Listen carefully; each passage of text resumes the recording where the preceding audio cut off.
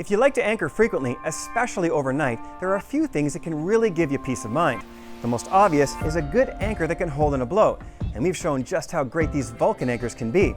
But there are a few other bits that connect your anchor to your boat that are sometimes overlooked. Today, on my boat, we're going to upgrade this anchoring system to all-chain rode.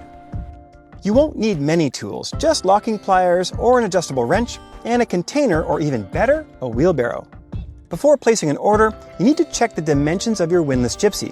Order the wrong spec chain, and it will either jam or skip. Most of these top-mount Lumars run a 5/16 inch Gypsy in North America.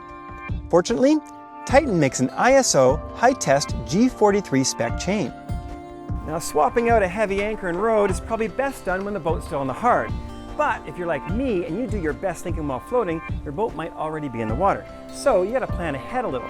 We could put the dinghy in and drop all the chain and rode into the dinghy. Or we could just turn the boat around, overhang the dock, and do it right on the dock. To make life easy, we've borrowed a wheelbarrow to take all this chain and rode into. The nylon is pretty tough, but over time it can get a bit moldy. If you notice a funny smell coming from the anchor locker, you've just discovered another benefit of all-chain rode. Especially if your anchor locker adjoins a stateroom. We don't really need a wheelbarrow for the nylon rode. It doesn't even weigh 100 pounds, but we will need it for the chain, which weighs over 300.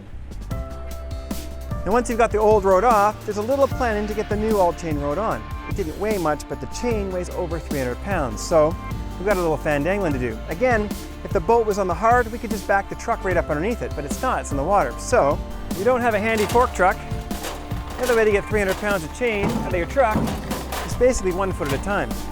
Now this is galvanized 5/16. In fact, it's hot dip galvanized, but you're still gonna get a bit on your hands, so some gloves just help keep your hands clean while you're handling all that chain. Now if this looks like too much work, you can always have the marina do it for you. Sorry, Maverick. Position the new chain below the windlass and be sure to kill the breaker before feeding the first bit through manually. A moving windlass, chain, and fingers do not play well together. Once we get a little bit of it down there, we can tie it onto the wood block at the other end, and then we'll use the windlass to carry the rest of it. This block won't fit through the deck if you accidentally pay out too much chain.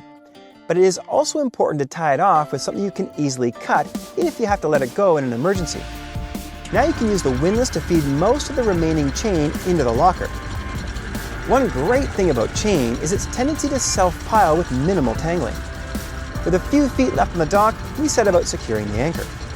All Titan chains are built with precision links, but they do come in a couple of different strengths. You can get G30, G40, and this is the high-test G43 that has a working load limit of 1,770 kilograms or 3,900 pounds.